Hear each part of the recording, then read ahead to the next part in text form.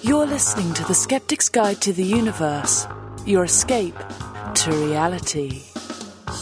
Hello and welcome to the Skeptic's Guide to the Universe. Today is Wednesday, February 12th, 2025, and this is your host, Stephen Novella. Joining me this week are Bob Novella. Hey, everybody. Kara Santamaria. Howdy. Jay Novella. Hey, guys. And Evan Bernstein. Good evening, everyone. How's everyone doing? Getting ready for your fake holiday coming up in a couple days? You guys, did anybody do anything? Like my wife and I deliberately don't do anything for Valentine's Day. Yeah. Why everything's just inflated and expensive. I know. The Hallmark holidays, as I call them, are just, consumer excuses for people to spend money on things they, frankly, let's face it, don't need. And your love and appreciation for a person, I mean, that should be celebrated every day, not on any one day. It should be, but the unfortunate thing is it's not often. Listen, it's a good reminder to take some time out for your significant other, but you can do it in a non-commercial way. And if you feel like they like getting flowers every now and then, this is the worst time to get them flowers. Just do it at some other time of the year. Just make a note of it, even if it's just a few weeks from now, anytime other than Valentine's Day when the supplies are limited and prices are ridiculous. Yeah, or do something a little different. Like you have you and your partner give to a charity, right? Make a Valentine's Day charitable donation, something like that you can celebrate together. That'd be nice. Or cook together instead of going out to dinner. Yes, agreed. Absolutely. Play board game. Just hang out and enjoy each other's company. And do it every week, That too. Yeah, but the Hallmark holidays, I don't know, have always kind of stuck in my craw a bit. I've never quite understood them. And even though other members of my family, I don't know, they sort of live and die by the calendar on these things, and they go with the pageantry, they dress up, they do the whole thing. It just never appealed to me. Just didn't. But you're so right about Mother's Day and Father's Day and are there siblings days? I'm sure there are, Yeah. But can we still do our birthdays? You okay with that? Okay. Yeah, I'm not as, militant. I'm not as put off by birthdays and those kinds of celebrations. I feel like celebrate any day you want to celebrate. There's enough garbage in the world right now that if you can find a reason to celebrate, do it. Here. Oh, and happy birthday, Charles Darwin. Oh. Born on this day, February 12th. Now, Darwin Day, that's a real holiday. Now, that's a holiday worth celebrating. I'm going to buy you all I'm going to buy you all a Finch card. Or a fossil. I'd rather have a fossil rather than a card. Yeah, but those are expensive. I'd rather have a $300 thing instead of a $2 thing. Sure. No, come on. There are fossils that are literally $1 or $2. They're like a low quality trilobite. There's literally millions and millions of those. You could get them anywhere. Well, then it wouldn't be much of a gift, then, would it? It's the idea. It's the thought. Here's a little fossil to celebrate Darwin Day. Well, and someday, you would think that, hey, give someone a penny on a day and, big deal, no big deal. But there is going to come a day soon, maybe, in which you get a penny. It's like, oh, wow, I remember these because these don't exist anymore. I've been hearing that my whole life, that they're getting rid of the penny. Well, it was made news last week that I guess the president is going to say no more penny production. Because... No, but I read that the mint stopped making pennies 3 years ago. Oh, no. We wouldn't even be able to detect it for 20 years. That's how many freaking pennies there are. I know, but let me About 3.2 billion pennies were manufactured in the 2024 fiscal year. Oh. There you go, right? JK then. How many? And that's down from 5.3 billion from just a few years ago. So they're it's down. Phasing They're out. going down. They're phasing them out. Gotcha. I was speaking with someone and we were talking about, he was concerned about the inflationary effect of the removal of the penny from the system, which is not something I'd really thought about before. Do people even use cash? Not to mention I know, right? Yes, they do, Kara. They do use cash. I still see people, mostly, let's say, older types of people that reach into their wallet and pull out the greenbacks and jingle in their pocket for that change. Yeah, if our mom's got some cash in her wallet, she just automatically pulls it out. I'm like, Ma, save that. You could use your credit card. Save them cash for tips. That's it's so weird because I remember I used to have a nice little skull bank in my room. I would come home every day and fill that up with some coins. A skull bank. Did you just say a skull bank? Yeah, he did. Skull bank. You got a problem with that? Do you mean it's not a piggy is that bank? literally like a piggy bank skull, or you just call it, like when you save money, you call it the skull bank? Oh no, it's a Skull-shaped piggy bank. plastic hollow receptacle resembling a skull that is meant Life for money. size.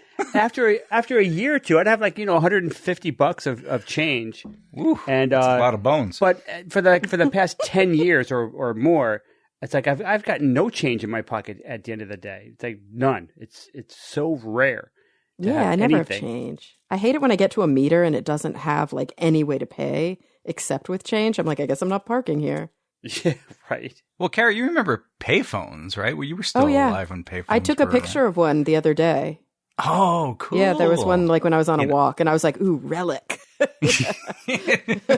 don't think I think somebody had cut the cord to the phone. Some people's parents wouldn't let the kids go out unless they had pocket change, so Yeah, they that makes could sense. make that emergency phone call from the payphone if they had to. And I came from the era, I was born in 1983. So when I was a teenager or even a preteen out on my own, I had a pager. I fell right in that demographic. So before cell phones, we had pagers and our parents could page us and tell us to call home. That's high tech for, way more. Yeah. You know what the pager was when we were growing up? It's our mother at the door yelling our name into the air saying, "Get home for dinner." Oh boy. But speaking of Steve's retirement. What?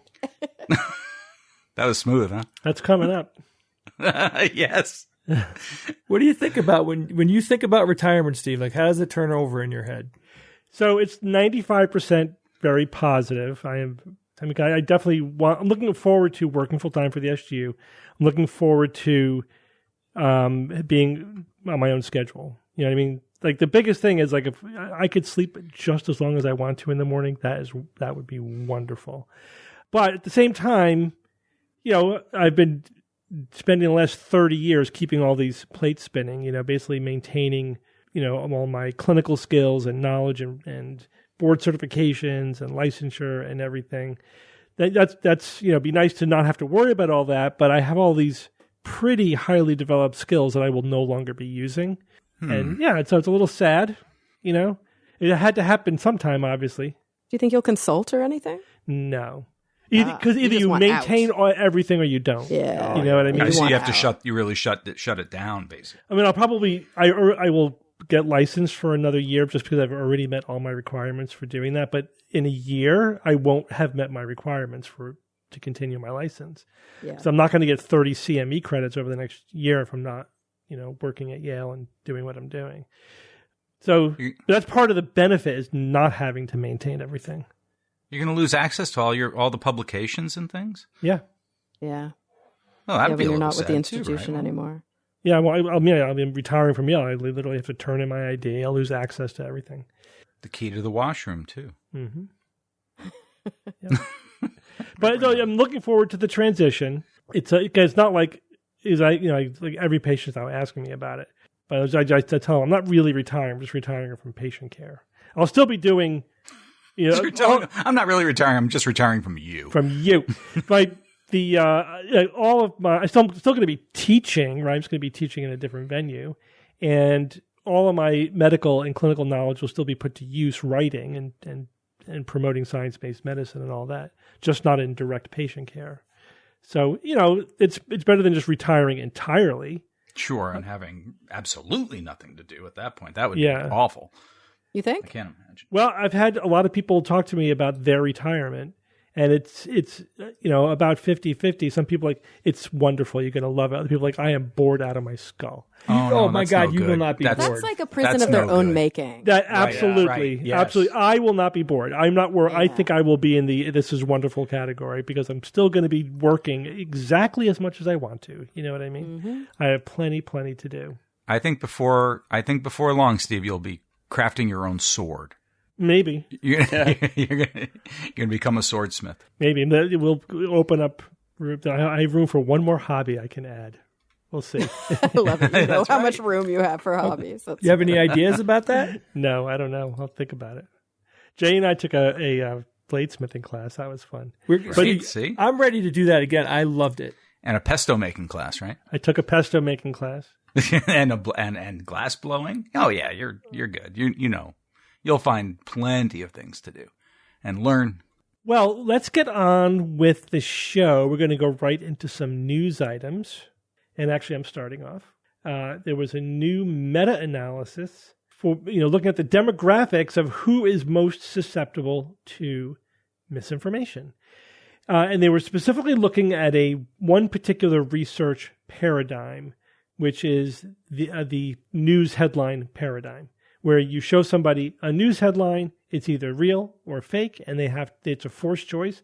They have to say if they think it's real or they think it's fake. Ooh, how good would we be at that game? We would be very good, based upon the results of this. But we'll just say that. But let's go over. There's some interesting details here worth digging into. First of all, this is a meta-analysis.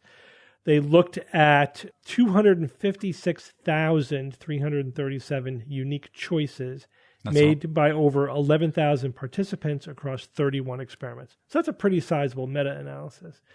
So first of all, just looking across all of that, people did better than chance. So that was good. It wasn't 50-50. Okay, that's promising. They were correct. They correctly identified true headlines 68.51% of the time, and false headlines 67.24% of the time. So about 2/3 of the time, more or less, they were able to correctly guess whether a headline was true or false. That's pretty bad, actually, if you think about it. If a third of the time you really don't, you falsely believe that something is true or you think it's false. So better than chance, but, not that great. Not great. And so then, of course, the more interesting thing is they delving down into what factors predicted it. So let me go over a few of them. So one factor they looked at was education level. How do you think that predicted whether people were able to identify true or false headlines? I think more education factored in, of course. It had a positive impact. Probably really wouldn't kick in, though, until really higher education. So across these studies, it had zero impact. Yeah. No. Oh, that's not good. Education level alone conveyed essentially no benefit. What about PhD level education? So what you're thinking of, Bob, is belief in pseudoscience, which is a separate. Right. It's not this paradigm. I remembered that as well. I actually wrote about that. That education level doesn't protect against believing in pseudoscience until you get to the PhD level. That's why I science thought this might be similar. Yeah. Yeah. But this, at least in this paradigm, in these studies, I don't know how the range of education level was, but the education level had no measurable across impact. The board. All right. So what does that mean? To me, you got to listen to the show and be a skeptic. Yeah, to me, that's a failure of the educational system. Yeah, that's what I was going to say. What does that say about our education system? It means we're not teaching the skills necessary to tell fake from true headlines. So there were some strong predictors, though. One of the biggest was having an analytical thinking style, which is why I think we would do well, because that's what we do, right? We do analysis. So analytical thinking means that you go through and you look at the evidence, the logic, the source of the information, like you do an analysis, as opposed to the intuitive thinking style, which is like, this feels fake. My gut is telling me. The gut feeling. Again, not to criticize that. That's not a bad thing to listen to, but it should just be a starting point, not a conclusion, right? It kind of gives you a head start on your analysis, or tells you maybe how much of an analysis you have to do. But you shouldn't just rely on your gut, because that's just heuristical thinking. Then that's easy. And to some people's manipulate. heuristics are more reflective of reality. Yeah, exactly. Yeah.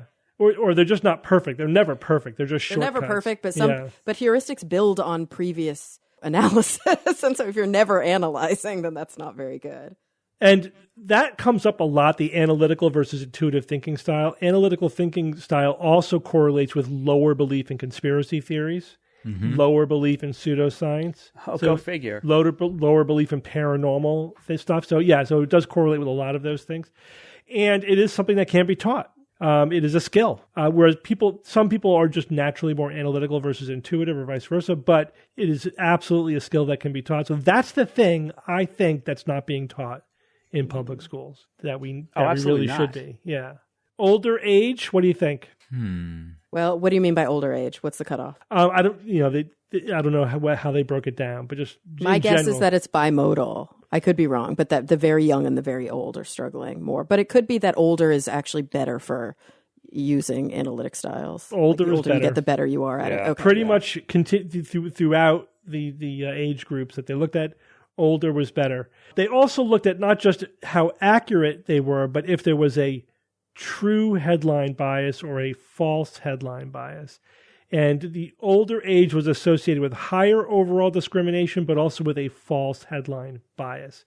So they tended to think that headlines were false. Good. That's a good knee jerk right there. Yeah, that's actually not a... So, and one of the point, I'm kind of jumping to one of the limitations of this study, which is interesting because I thought about it and then it was listed by the authors as a limitation, is in these studies, in this paradigm, there's generally 50-50 true and false headlines.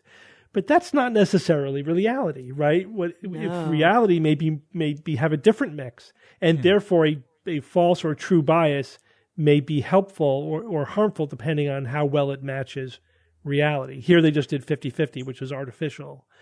But anyway, so yeah, the older we got, the more cynical I guess we get because we tend to have a false headline bias, but overall more accurate, higher discrimination. They also looked at self-identified political party.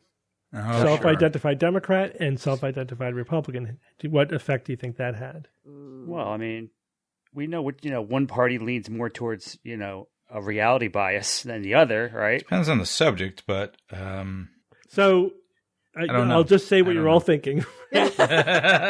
Self-identified Democrats had a greater accuracy, and self-identified Republicans was associated with a lower accuracy overall. But also, the Democrats had a greater false bias, and Republicans had a greater truth bias. Yeah, that doesn't surprise me. Yeah, so Democrats, again, tended to be more cynical about the headlines, more negative, whereas Republicans tended to be more trusting about the headlines. Safer, more likely to believe they were true. It. They also were more accurate on deciding what was true than on determining what was false. But it goes along with the truth bias, right? You're going to pick up more of the true ones if that's what you say. If you said 100% were true, you would have 100% truth accuracy and 0% false accuracy, right? Truth bias goes along with a higher truth accuracy. So this is a complicated question. We're not saying, and this study is not saying, and this research is not saying that Democrats are smarter than Republicans, or Republicans are gullible, or anything like that. Exploring why exactly this is very complicated. There is a couple of theories out there. One is that Republicans may already be self-selecting for some cognitive features like intuitive thinking style. So, in other words, being Republican may mean that you, like by definition, are more intuitive as a thinker. There's also different relationships with authority, which may be playing a role. Well, and what about exposure to news as it is? Then the other one is the information ecosystems that they're living in, right? Is at least in this country, are Democratic-leaning or liberal-leaning news outlets, do they have a different style or strategy than Republican or conservative-leaning news outlets? Certainly feels that way, but again, exploring exactly why that is, it was not part of these studies, but that's interesting to think about. But when I blogged about this, like a lot of people were reacting, you're just saying Republicans are stupid. It's like, that's not, first of all, I'm not saying anything. I'm reporting on what the systematic review found, looking at 31 different studies. This is the data. But no one is saying that. Like if you read these studies, nobody is saying that. It has to do with just like the information ecosystems and maybe cognitive style, things like that. You also have to look at other demographics, like is there an age difference or income, whatever. There's all kinds of other demographic differences that could be playing a role here. But I still haven't mentioned the single biggest predictor. So it's not. Oh, is it SES? So this one correlated mainly with accepting false headlines as true. So this is the predictor of a lower accuracy, but specifically accepting false headlines. Who you voted for? Nope. What haven't we touched on? We've touched on age. We've touched on nothing. We haven't touched on race or gender. Neither of those. It was familiarity. If people had heard it before, that was we know that. By far the strongest bias, predictor. Yeah, so familiarity bias. So I've heard that. Therefore, it must be true. Think about that. We all do that, right? Yeah. So what does that's actually pretty scary, because that means if you lie repeatedly, people will believe it, right? Oh, That's really? No, think? that's And true. they'll- We it'll- see that happen. I know. This is Oh the my echo gosh. chamber effect too. So if you have a news echo chamber, like you're only consuming a few sources of ideologically aligned news, the familiarity bias is going to be massive. And I think that's when things get elevated from propaganda to gaslighting, right? To you're living in a different reality. Yeah. And this is what we're experiencing. Let's face it. Like, there are people who are living in different realities because of, partly, it's not just that they're being exposed to false news or misinformation. It's also which news they're being exposed to. You could have a propaganda outlet with a massive influence on your audience without ever lying or saying anything that's not true. If you there's so many events and facts and things out there, all you have to do is just have a massive filter. Just really select only the news that reinforces certain narratives. They're all true. It's all real news. It's just a very biased selection of the news.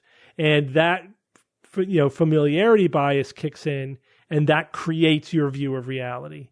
And that literature is pretty well established as well. It's very comfortable for a lot of people. Yeah, and it's very comfortable, to reinforce what you already believe or what you want to believe. We know that as well. That's separate research that shows that. So what does all this mean? I think individually is the easy thing to say. Consume various outlets of news. Don't rely on anything narrow. Specifically, look for sources that are neutral or even may go against your preconceived notions, to challenge yourself.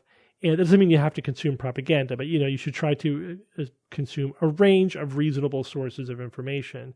Don't stick yourself into an echo chamber. Learn analytical thinking, right? Which means listen to the Skeptics Guide to the Universe. No, seriously, you have to learn skeptical, critical thinking, media savvy, and scientific literacy. Those skills are critical, in the world today. On a societal level, this is where it gets tricky, right? We've had this conversation before because nothing seems to work or be feasible. It's like we live now in the wild west of misinformation, and I don't know what's going to change it.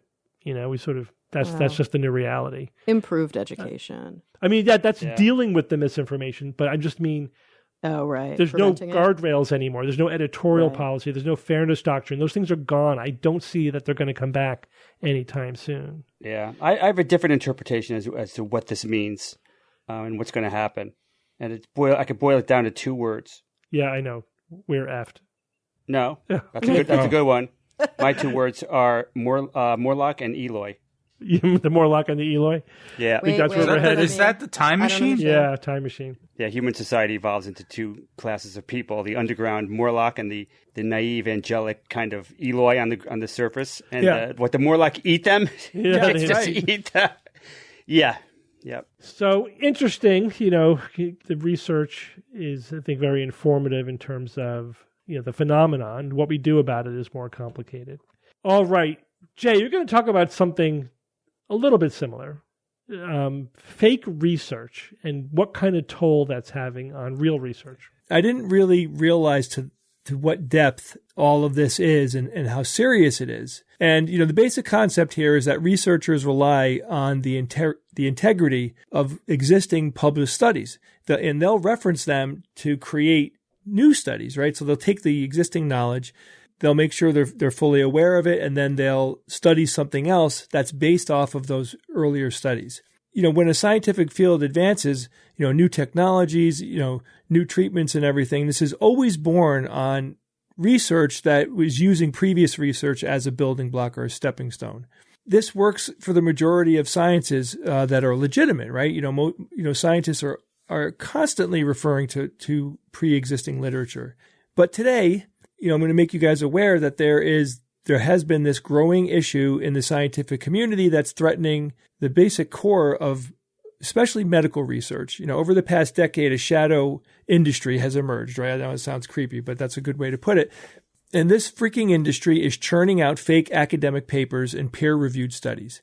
These are called paper mills. They profit in many different ways when they do this, but they profit by flooding journals with fraudulent studies, undermining legitimate discoveries. They stall the progress in critical fields like cancer research and medicine. So what's the scope of the problem? So there are estimates out there that suggest that fake studies number in the hundreds of thousands. There are retractions of these fake studies, but this is a slow and inconsistent and pretty rare occurrence. There's been over 55,000 papers withdrawn, and the experts suspect that there's a much, much larger number that goes undetected.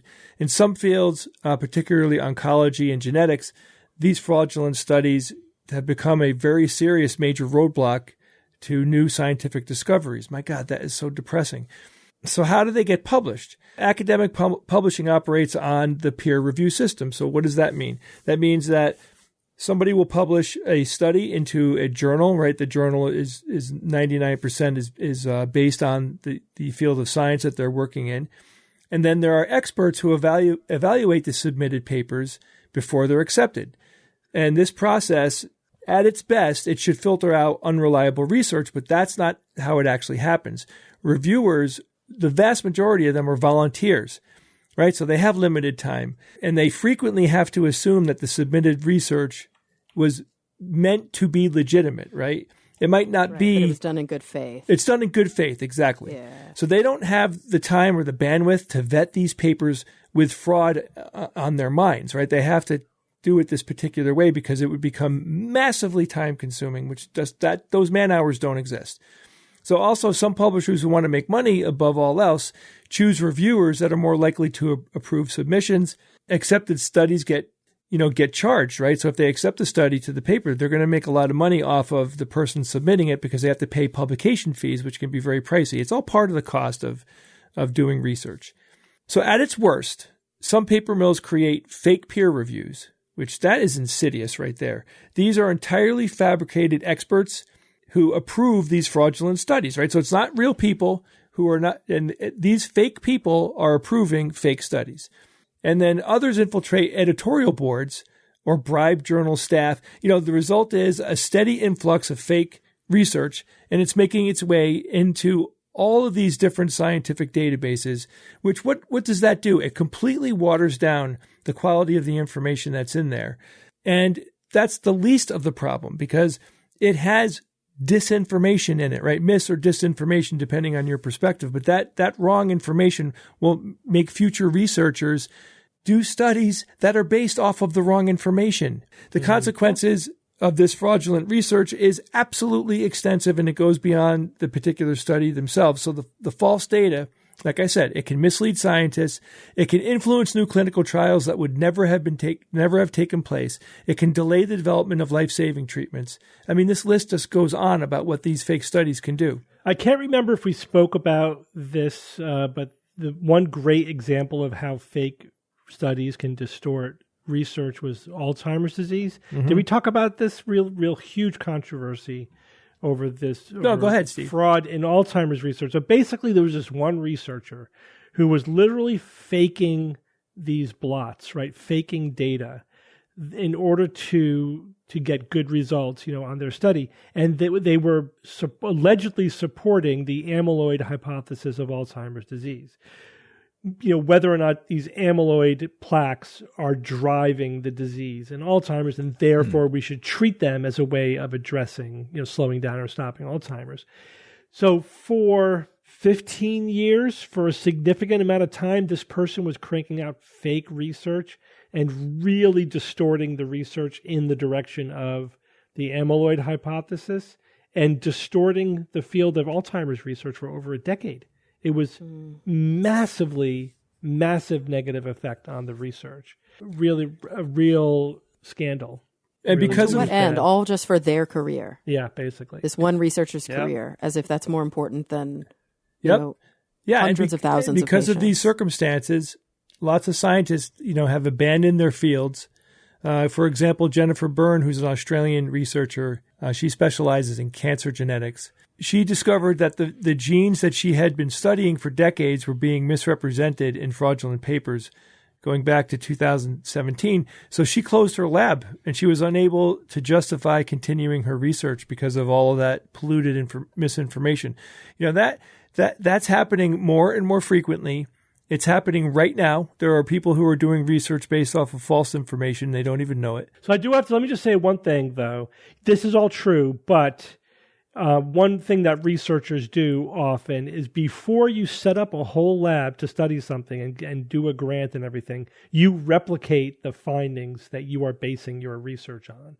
That's one of the main reasons that replication gets done. People are doing it before they then build on it in their own research. That's what you should be doing, because that's one way to minimize the negative impact of fraudulent research. If you can't replicate it, then don't build from there. But there's only so much that you can do that, right? I mean, it's to some extent you are relying on good faith, publication of research. So there's been pushback though, which is good. So because of how serious this is, researchers and publishers have developed some new tools, right? You'd think that they'd be using AI, and I'm sure if they're not right now, they will be. But they're using new tools to detect the fraudulent work. They have automated screening systems. One of them is called Problematic Paper Screener, and it analyzes huge databases to flag whatever, there's a lot of keywords that they have and concepts and things like that, which are considered to be suspicious studies. And some journals started collaborating to share the fraud that they've detected and fraud techniques that they've detected. And then, there's independent watchdogs like Retraction Watch. They track and expose retracted studies. But the problem is the field is growing very fast, and it's always harder to keep up with the fraudsters. In every field or whatever, wherever you look at them, they're harder to keep up with than we can. And I'm really hoping that AI can. Just going to say that. AI. This is a perfect job for AI. Yeah. And because they could do just that, they could look for patterns that would predict fraudulent research, at least then, so that the papers can be flagged and then screened by a person. There's no reason why we shouldn't be using that and really developing good fraud detecting AI tools. Think about it this way: you could write a whole fake paper with AI. Oh yeah. So if you submit it to some pay-to-play throwaway rag journal to beef up your credentials. Oh sure. I mean, gee whiz, we've seen non-AI generated written papers that have made it past that have gotten past the gatekeepers. Well, yeah, that's been studied, right? Yeah, there's that famous study where they submitted to hundreds of these online pay-to-play journals, and half of them published blatantly fraudulent paper. Right. But half didn't. Half screened it out. They said, no, this doesn't work. So there are good quality journals out there. And the higher quality journals didn't publish it. I mean, to some extent, you could have predicted some of the ones that would not have fallen for it. But there's just so many now because, part of it, it's again, this is the digital revolution. This is social media. The bar has been lowered, the bar for entry. You can set up a virtual publication business, all online, all digital, and without much investment. You don't need a brick and mortar infrastructure.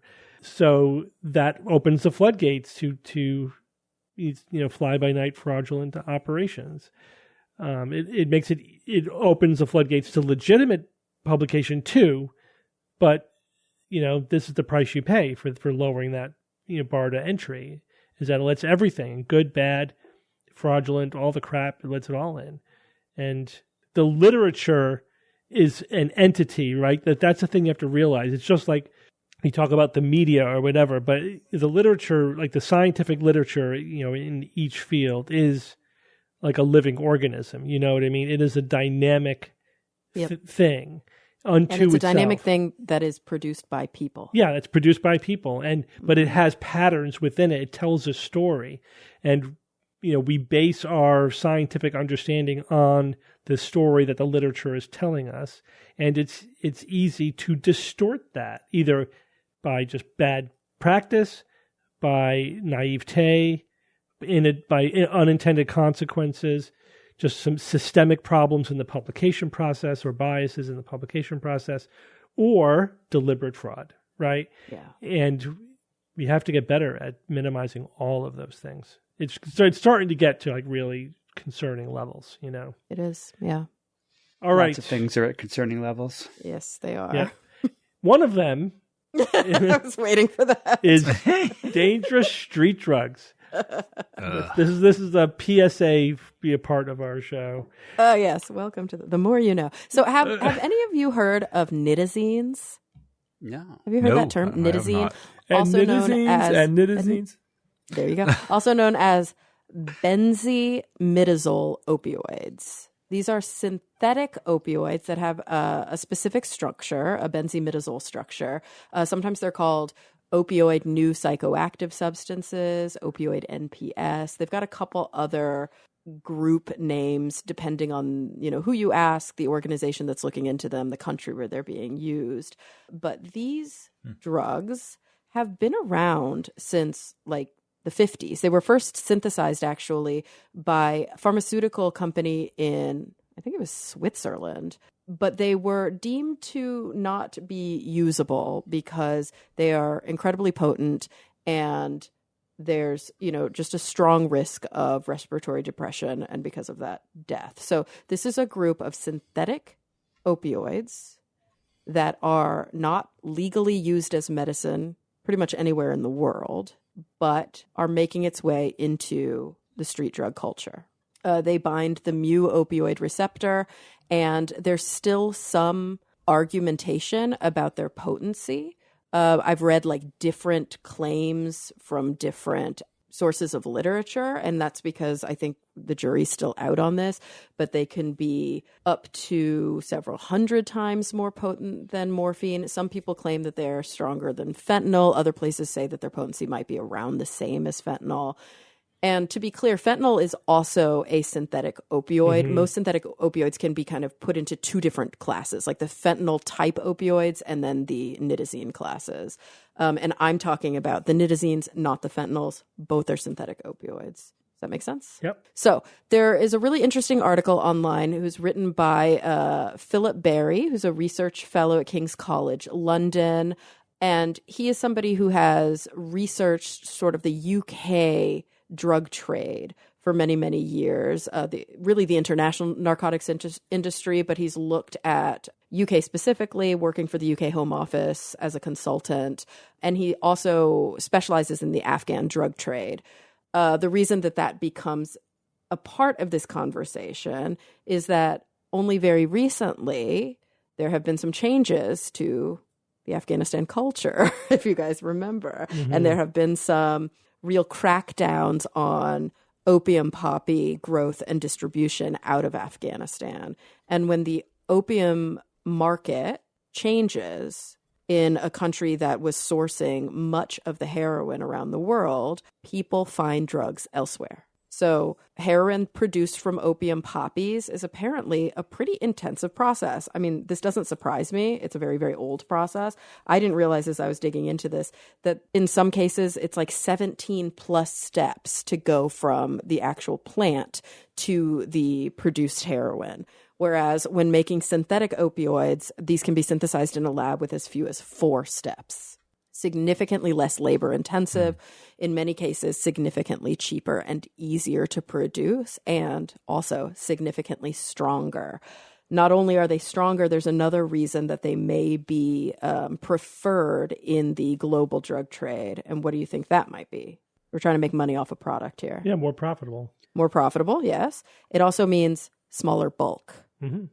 So we can move more product. Right, more easily. Less is more when moving drug products. You can hide them more easily, and then you can later cut them into like a lower quality heroin or a lower quality drug. And that is what we're starting to see based on some toxicology reports coming out of multiple countries. This article skews very UK, but we've seen this in the US, and we've seen this in a lot of other European countries as well, that during fatal drug overdoses, during investigation of those deaths, nitazines were found in the toxicology reports, but very often it wasn't just nitazines. It was nitazines mixed with other medications. And Steve, I know that you've probably seen this when you've been doing acute care in clinic. I've definitely seen this when I'm in the hospital, that when somebody comes in with a really complicated tox screen, I think that there's an assumption that like, whoa, that person's doing a lot of drugs. But very often that person might have only taken one substance, and that substance happened to have a lot of things in it that they didn't know about. And that is the real risk when we're talking about synthesized street drugs in illicit laboratories. Because whether they're being sold as brand name drugs that were then released back to the street, counterfeit drugs, or they're being pill pressed as a new formulation, we don't know what's in them. And when you don't know what's in the drug, you don't know what kind of a tolerance you have. You don't know what a lethal dose looks like. You don't know what an effective dose looks like and a lethal dose, and you don't know where those curves cross, which is really important to know when it comes to drug toxicology. So there have been, I'm seeing a statistic here that more than 400 deaths plus more non-fatal overdoses were linked to nitazines in the UK between 2023 and June 2023 and January 2025. But the author says this is likely an underestimate. Just because these drugs are so new, we may not even be looking for them, and we may not be reporting on them. And what we have seen across the board, and I don't want to get sort of too in the weeds about the UK drug trade versus the US drug trade, but there are specific sources, Afghanistan being one, Turkish drug trade being another, that historically bring heroin into the UK. We often in the US get our drugs from China or from Mexican cartels, or from Mexican cartels via China. A lot of these drugs are being synthesized in China, and although there have been some crackdowns, there haven't been really many, if any at all, in Mexico. So you're saying we need more crack? No, I'm not saying that. We can talk about solutions to this problem in a minute. Crack is not one of them. All right. Or crackdowns, I guess. Yes, crackdowns. That is what I said. These synthetic opioids can be made relatively easily using precursor chemicals that are, generally speaking, uncontrolled and actually not illegal. So there are places in the world where you can buy all of the ingredients that you need to make these synthetic opioids, and you can make them relatively cheaply and easily, which is dangerous. Also, just a cursory look at like the Wikipedia article for the list of benzimidazole opioids, the nitazines, is I can't even count how many are on this list. There are so many variations. So when drug laws try to catch up with these and say, okay, we got to ban this, or we're going to make this Schedule 1, or, this is no longer going to be legal, manufacturers just change one component of the drug, and now it no longer fits into that classification, and they can sell it legally until regulators catch up with them again. So it's a pretty dangerous game that we're seeing across many, many countries where the illicit drug trade favors opiates, and especially favors opiates that are strong, that are cheap, and that don't take up very much space. So I mentioned one of the reasons was because of some of the crackdown, or not the crackdowns, but basically the changes to the legislation and just to the general culture in Afghanistan around opium poppy farming. But we've also seen some changes in the culture in China, which has sort of throttled a little bit of the production there. So now we're seeing more coming up through Mexico. So even though nitazines have been slower to catch on here in the United States than they have in parts of Europe, there is a chance that we're going to be seeing a big wave coming through the United States soon, especially given the U.S. history with opiate misuse. We know that the reason that we had the opiate crisis to begin with is because of a market that was flooded with legally prescribed opiate medication. And then when people could no longer get the drugs, they would turn to other forms of opiates on the street, like fentanyl. We also know that there's been a demographic change in opiate users. So it's not really chic to use IV drugs. Now, people still do it, but we do see that those people are tending to get older, and that younger generations want oral drugs. They don't want to inject opiates. These very, very, very potent drugs can be taken orally. So the route of administration is easier, and sadly is a little bit more welcome by a younger group of user, which can be very dangerous. But one of the things that I'm really curious about is what we do about this. How do we approach this? What are some of the ways, especially here in the US, where we know that we've already had a synthetic drug crisis using the opioid fentanyl? 75,000 deaths in 2023 alone. And did you know this? Primary cause of death for Americans aged 18 to 49. Yeah. Oh my gosh. Primary cause of death. So we already know that there's a susceptibility here to this as a crisis. And when these new kind of nitazines come in, or continue to come in, because they already are here, it's only a matter of time before they're here in larger numbers, we see something that's kind of scary that happens. So let's say somebody was taking a prescribed opiate that's a very specific potency. They develop a tolerance for it and they need more to feel the same pain relief or the same euphoria that they had before, or just to stave off withdrawal symptoms at this point. So they take something that is either a larger quantity of the same drug or it's a stronger drug in a lower quantity. And they continue to take that. Steve, I'm sure you've seen this. I've seen this many times. There are patients who, because of their opioid use, I see it in cancer a lot, because they have to take large quantities of opiates. They're walking and talking and seem clear-headed on a dose that would knock most people out. Yeah, they get tolerant to it. People can build up a tolerance, right? Yeah. Well, what happens when you build up a tolerance to a certain type of opiate and then you turn around and take a whole new opiate that you think is the same, but it's chemically different? You're going to take it in a dosage that may be really dangerous for you. You're probably not going to start slow. And that's where we see a lot of these deaths. We see them in people who think that they can handle the dosage that they're about to take, but their body is naive to it. Or they're just getting a much higher dose than they think they are. Yeah, or you're right. Or it's significantly stronger than what they think they're taking. They think that they're taking oxy, but they're really taking fentanyl. Mm-hmm. Or they're really taking these nitazines, and that's really, really dangerous. So it's a huge issue. And I guess, as we know, the drug war, as we have waged it over the past, what would you say now, 50 years, has not really been working. There are some lessons that can be learned, but anybody have any kind of ideas? I have a few. Well, I mean, education's important, right? I don't think most people have even heard of nitazines.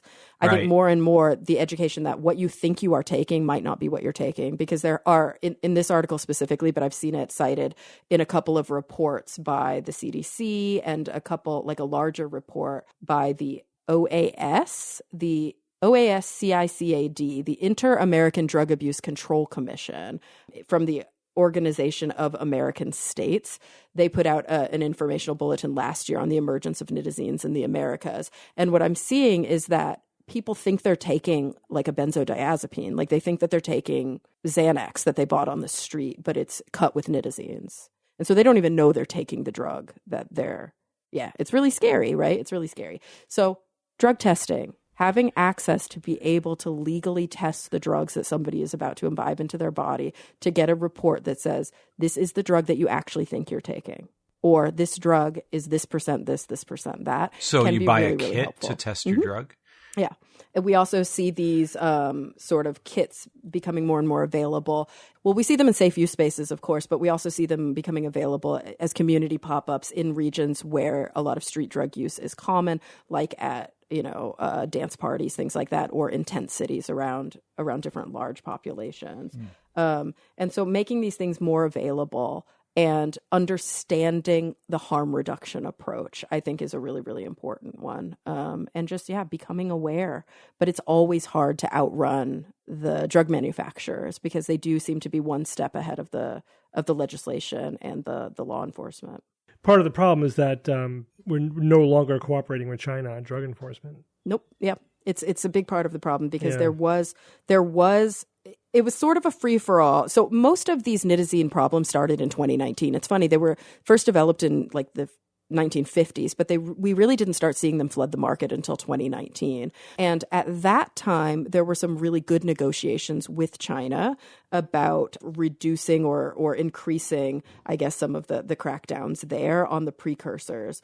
But since then, obviously, because of the geopolitics right now, those relationships are pretty fraught, and it's becoming more and more difficult. So we may not even see a lot of imports from China directly due to tariffs on other products that are mostly going to be used to smuggle these drugs in. But those tariffs don't exist between China and Mexico. And so this researcher, who is an expert in the international drug trade, was basically saying, we're just going to be continuing to get these drugs through Mexican cartels, who are probably getting them from China anyway. Huh. All right. Thanks, Kara. Yep. Well, everyone, we're going to take a quick break from our show to talk about our sponsor this week, Stash. This podcast is brought to you in part by Stash. Are you still putting off saving and investing because you'll get to it someday? Stash turns someday into today. Stash isn't just an investing app. It's a registered investment advisor that combines automated investing with dependable financial strategies to help you reach your goals faster. They'll provide you with personalized advice on what to invest in based on your goals, or if you want to, just sit back and watch your money go to work. You can opt into their award-winning, expert-managed portfolio that picks stocks for you. Stash has helped millions of Americans reach their financial goals and starts at just $3 per month. Don't let your savings sit around. Make it work harder for you. Go to get.stash.com/SGU to see how you can receive $25 towards your first stock purchase and to view important disclosures. That's get.stash.com/SGU. Paid non-client endorsement, not representative of all clients and not a guarantee. Investment advisory services offered by Stash Investments, LLC, an SEC-registered investment advisor. Investing involves risk, and investments may lose value. Offer is subject to T's and C's. All right, let's get back to the show. Bob, tell us about this nearby, potentially habitable exoplanet. Habitable. Surely. This is a recent paper that has confirmed the existence of an exoplanet only 20 light years away. This is a super Earth, but it's even more special. It's within the star's habitable zone. And it's brawny as hell, weighing in at a whopping almost 6 Earth masses. That is beefy. This was published in the journal Astronomy and Astrophysics. Now, how cool is that? But it gets better. This gets even better, but then towards the end it gets a little worse. So let's go over that. Let's go over now what we know about this solar system. This is the star is HD 20794. Never even heard of this. 20 light years away. I never heard of it. I've looked at the nearby stars before, and I don't know the name. Maybe because the name is just so damn lame. That's probably it. But this star we know presides over a multi-planet super Earth system. Bravo and brava to all the people, all the scientists and technicians and everybody who spent years, literally a few years, doing data analysis to tease out this data, because it was at the edge of detectability, and they worked on it and they found something very, very cool, very special. Did they say which method they used to detect the exoplanet? Yeah, this was radial velocity. But it was right at the edge of detectability. So this star, I'll start with the star. This is a G8V star. Our sun is a G2V. And I was like, I kind of know what those mean, but I dove in a little bit. The G is essentially a yellow star around 5,700 Kelvin. That's essentially what that means. The V, I didn't know this, means that it's on the main sequence, which means a few things. It means it's fusing hydrogen in its core, which is nice. And that means that it's going to be stable for a really long time. So that's really good. That's where you want to evolve on the on many a V billion star. year life star. Oh yes, right. Yes. Orange is probably optimal, but yeah, yellow is acceptable. Yeah, yellow's good. I'm happy with yellow. So this star, the star is very similar to the sun, except it's a G8 and the sun is a G2. The lower the number, the hotter the star. So this star is slightly cooler, dimmer, and smaller than our sun. So now that I've given you a little bit more information, let's sum up now. Not only have they found a super Earth in its habitable zone and only 20 light years away, but the star itself is also very, very sun-like.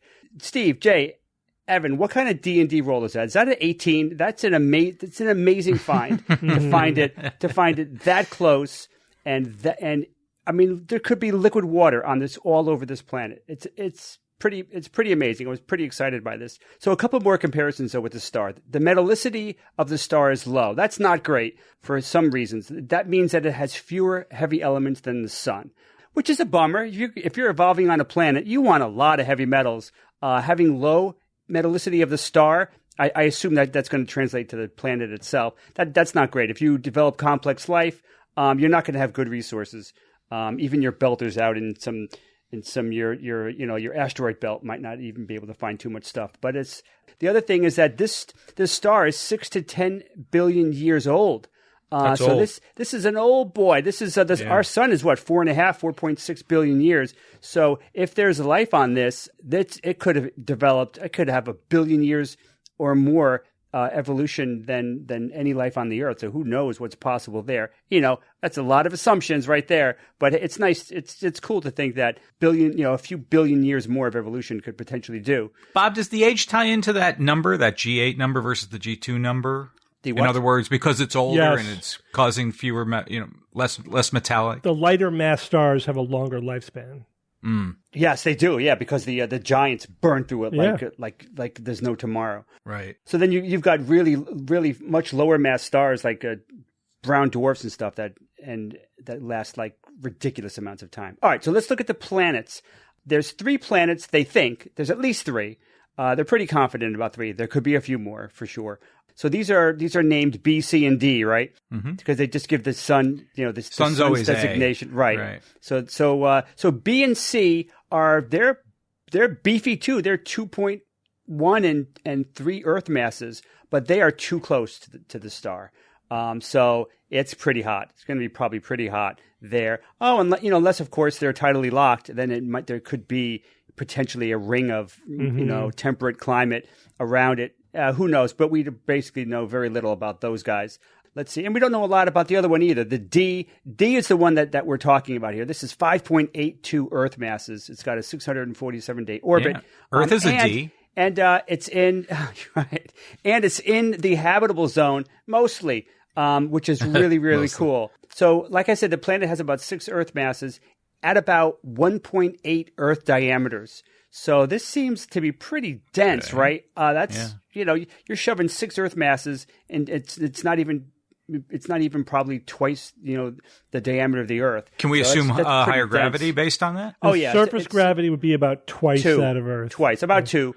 Yeah, I did some calculations on it. It'd be about 2. So yeah, which means you would never get off the surface of that world with chemical rockets. Yeah. Well, I did some research on that specifically, as you might imagine, and as far as I can tell, it's at the edge of possibility. It's maybe potentially possible because it's right at the edge. It's only you would only need to go only a little bit faster than the fastest theoretical speed a chemical rocket could attain to achieve escape velocity. So it's right at the edge.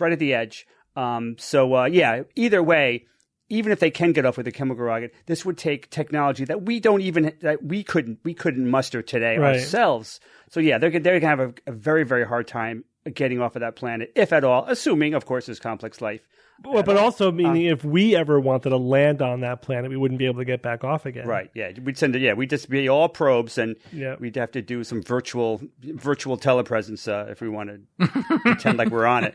So there's not a lot of other findings about this planet that they can really talk about now. It's just, there's still need to do some more investigations and things, but it's the implications that I find so fascinating. So what do you think? What are some of the major implications of this finding that we could do? What sticks out in your head? We have to look at the atmosphere. Yeah, it's all about the biosignatures, I think. Methane. We're on the cusp of being able to do more than ever with remote biosignature detection.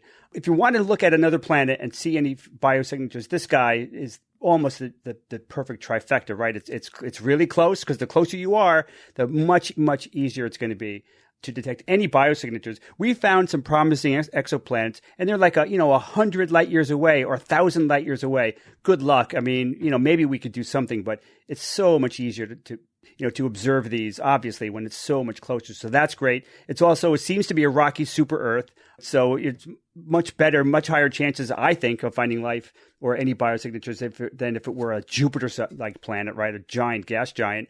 And of course, it's in the habitable zone of the star, at least for a good chunk of its elliptical orbit. It's in the habitable zone, and that could be potentially problematic. I'll touch upon that. towards the end. All right. Now, detecting these signatures, these biosignatures, will likely involve waiting for it to pass in front of the star. I think we've mentioned this a few times on the show.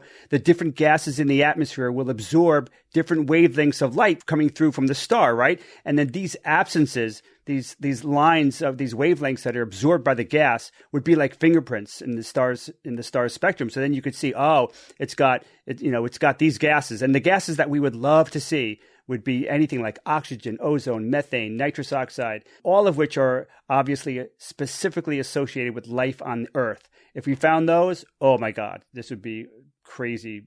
It would be amazing discovery of the millennia. If some alien is looking at our atmosphere, the wavelengths that those gases absorb that I mentioned would be subtracted from the sun's light. What do you think can detect these gases? What's out there right now that should start looking very soon for some of these fingerprints? James Webb. James Webb. Yep, James Webb can find some of them. And there's also a bunch of future telescopes that are on the horizon, like the ELT, Extremely Large Telescope. They're going to be able to detect a lot of those as well. And there's more. So, wow, the next 10 years is going to be fascinating. I hope they really zoom in on this planet. Let's see. And there's also, don't forget, the idea that this planet would be fantastic for direct imaging. I mean, actually looking at the planet and imaging it and not inferring it from transiting or radial velocity or anything like that. In that scenario, they use something like a coronagraph or star shade to block out all that intense glare from the star so they can directly observe and image the planet. And they could also analyze the reflected light for biosignatures as well. So that's another potential option we may see in the future. All right, so here's a cool question. What are some of the ramifications of life on such a massive Earth-like planet? Like, what would some of the things that would really stand out for life living there, evolving there? And one, of course, is that the stronger gravity. The gravity is like twice Earth's, right? So that means that the atmosphere could potentially be extra stable, lasting for billions of years, right? Because we've lost the lightest gases on Earth. Just like drift off into space because the gravity is not strong enough to hold on to them. But the problem then, though, becomes if the gravity is too strong, it could lead to something like a super thick atmosphere, and then you could have a potentially runaway greenhouse effect. This big planet could have a lot more internal heat than the Earth, and we know that plate tectonics and things like that, subduction zones and all that and volcanoes can help stabilize the climate as well. Volcanoes could even potentially replenish an atmosphere if it's lost. But then again, if there's too much volcanic activity, like that would not be good either. So it's kind of a balance.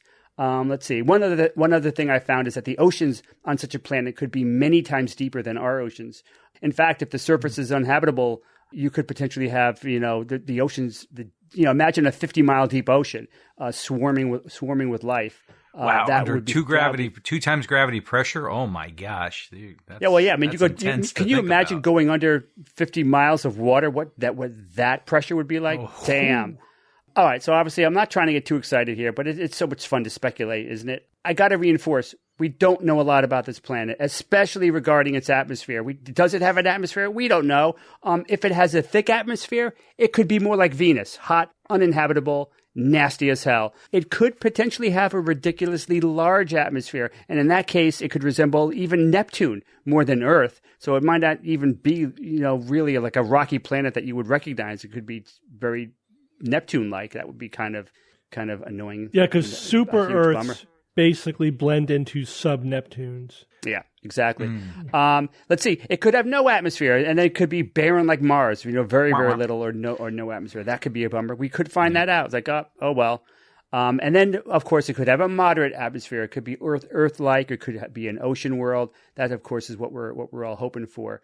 And even if it had the perfect atmosphere, it could be doomed. Why? Because there's no magnetosphere.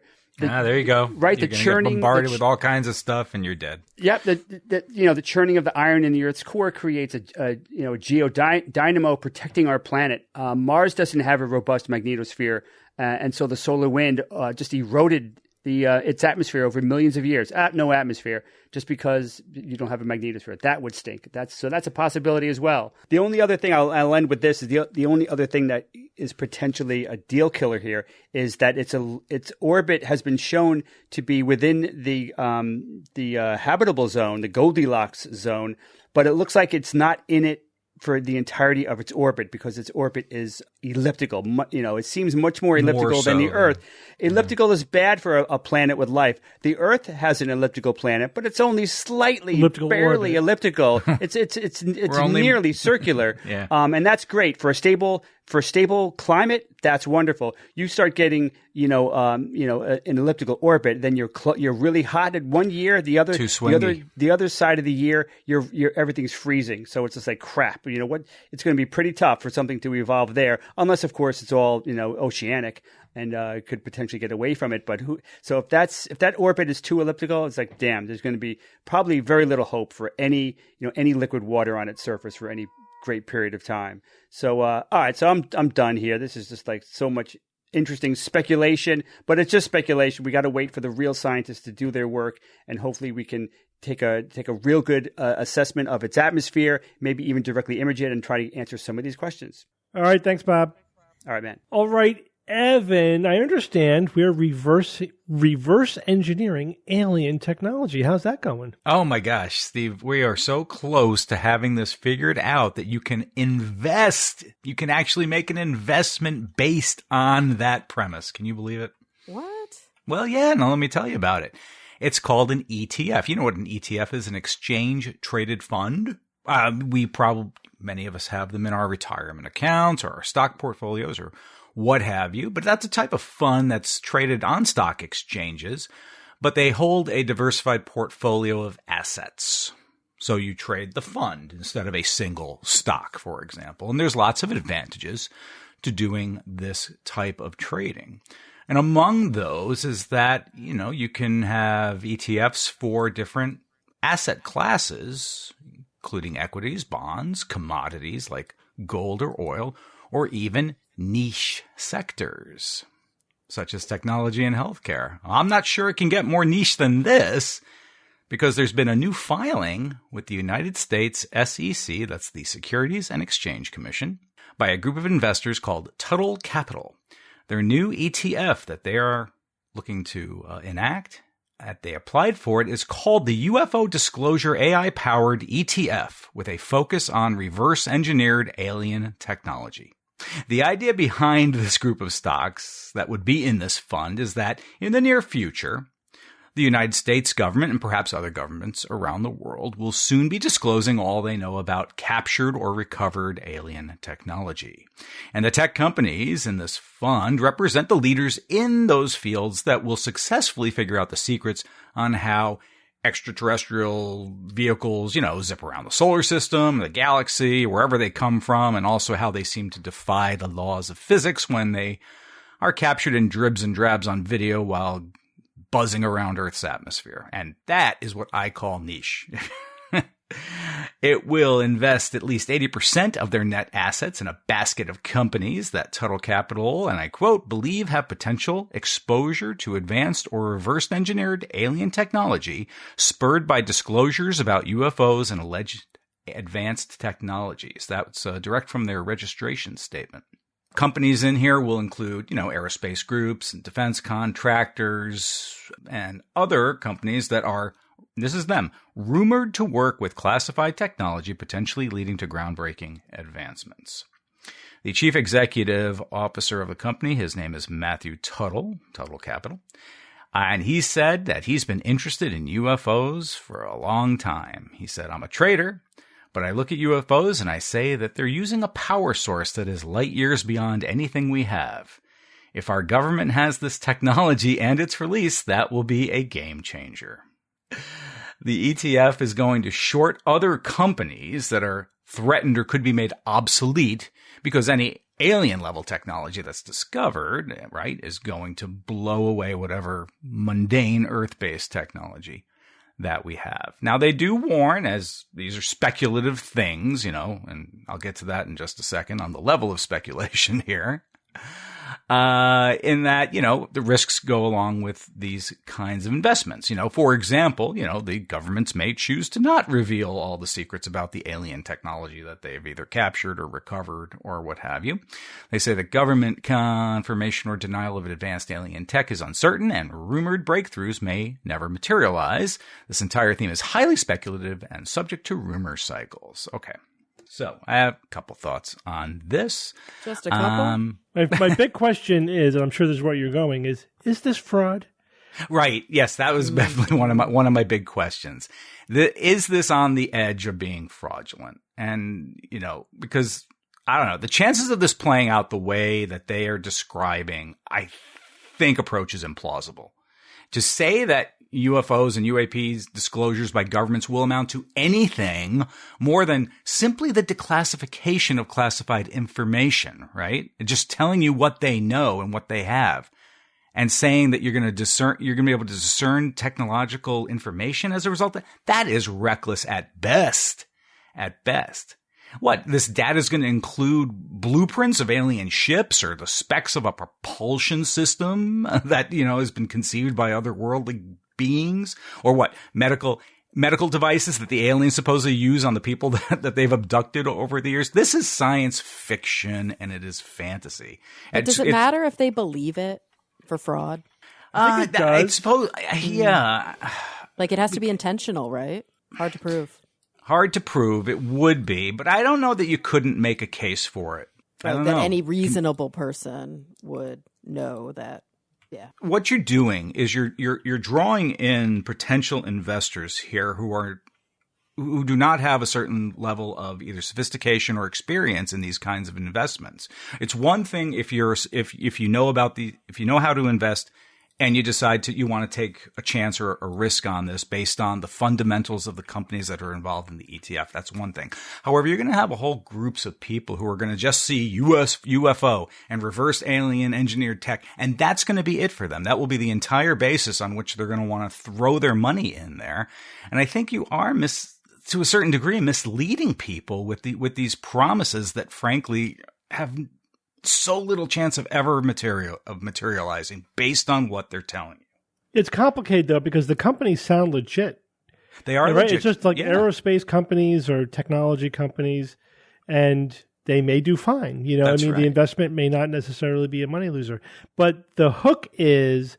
These are the companies that are going to benefit from reverse engineering alien technology, and we're going to short companies whose products are going to be rendered obsolete by reverse engineering alien technology. And the whole concept is, I think it goes beyond speculative. As you're saying, there's speculation and then there's science fiction, right? There's fantasy. Exactly.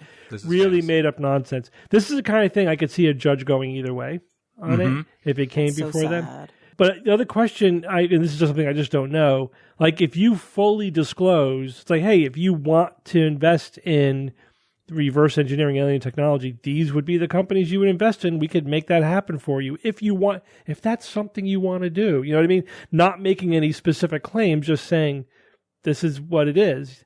That might not be fraudulent. It may be scummy. It may not be a good investing idea, but it may not be fraud. I don't know. It's complicated. It's in a way, it's also a slap to these companies that will be ultimately invested in. You're kind of slapping this UFO label on them that they don't deserve. They didn't ask for. They're not individually promoting their companies as having anything to do with these things. It's sort of a stain upon them, if you ask me. And I don't even know if these companies really how they would feel about it. I suppose bottom line is bottom line and dollars are dollars, so that ultimately rules the day. But I don't know. I wouldn't want the taint of this kind of stuff on my company.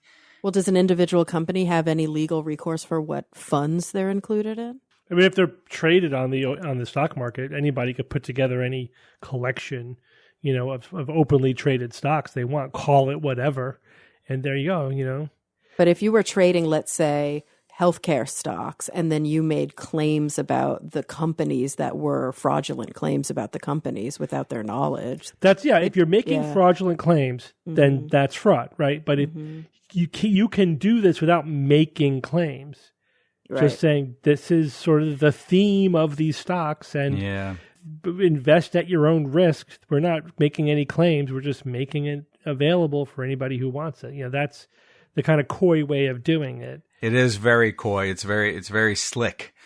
And the number of assumptions here they're making in these kinds of statements, when they talk, that's really astounding. UFOs are real. Intelligent beings have brought their technology to Earth. Government has captured and retrieved distinctively otherworldly technology. That's a lot to have to choke down and swallow without, without regurgitating. Well, it's all or getting nonsense. sick by it. Yeah. Yeah.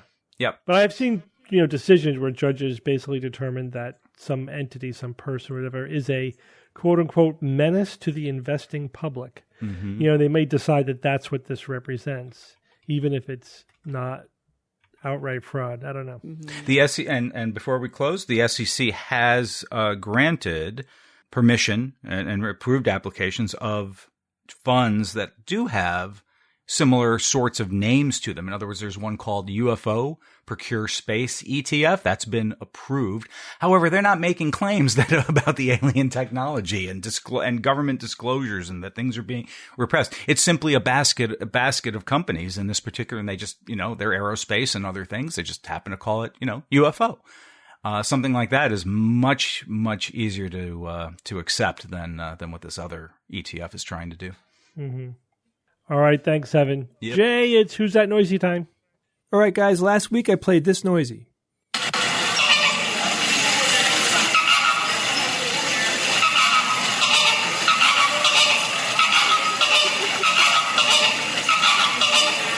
That is two geese arguing back and forth, one saying, yes, I am. The other saying, no, I'm not. Yes, I am. No, I'm not. Yes, I am. No, I'm not. So a listener named Johan Lund said, hello, Jay. It sounds like someone is trying to turn off a big old rusty tap. Thank you and the rest of the SGU rogues for everything that you do. So, I when I read this guess, I'm like, what? I don't see it. And then as I re-listen to it, I totally hear it. So I get why you picked that. It's not correct, but that was a fun guess. Anthony Kelly wrote in, hey there. I think it's ice or dry ice falling down some kind of pipe or shaft. I've heard ice do that. I haven't heard it make that kind of noise. I've heard it make it has like a very aluminum type of sound. I can't think of a better way to describe it. At my home, when like the ice falls down, in the what do you call it? The downspouts, it doesn't have like a high pitch thing. It's like a rattly kind of noise. But thank you for the guess. Another listener named Adam Price said, my 6-year-old son, Sam, says robot monkeys at the zoo. That is probably one of the best guesses we've had all year. Now that Sam says that, I want to see these monkeys right now. Another listener named Darren Hawley wrote in, I'm pretty sure that's a sandhill crane, probably recorded at a zoo based on the resonant sound. That is not correct, but you are moving in the right direction. I have a close guess here. Michael Blaney wrote in, hi Jay, it almost sounds like two birds having a rap battle. Definitely seems like people in the background, so I'm guessing just two birds answering each other at some kind of bird park. That's a very good close guess. Not correct, but very good. The winner for this week is Bob Whiteman, and Bob wrote, this week's noisy is a couple of flamingos talking with each other. My daughter Eleanor, 11, and Madeline, 9, recognized this immediately from our many visits to the San Francisco Oh, wow. There Zoo. you go. See, I said basically the same thing. Two birds having it out. So these are actually two flamingos at the Key West Butterfly Sanctuary. They're called Rhett and Scarlet, right? Guess where that's from? Mm-hmm. And apparently they were talking about something that we can't comprehend. What, Bob? They both made the same We both joke. said it. Oh, okay. You'll hear it in the end. Hear it again.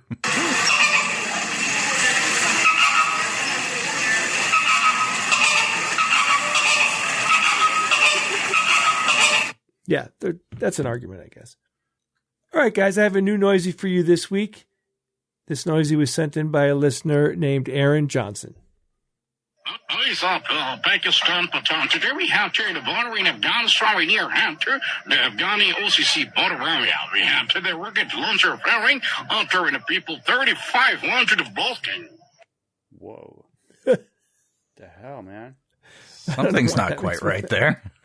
If you guys think you know what this week's noisy is or you heard something cool, you got to email me at wtn@theskepticsguide.org.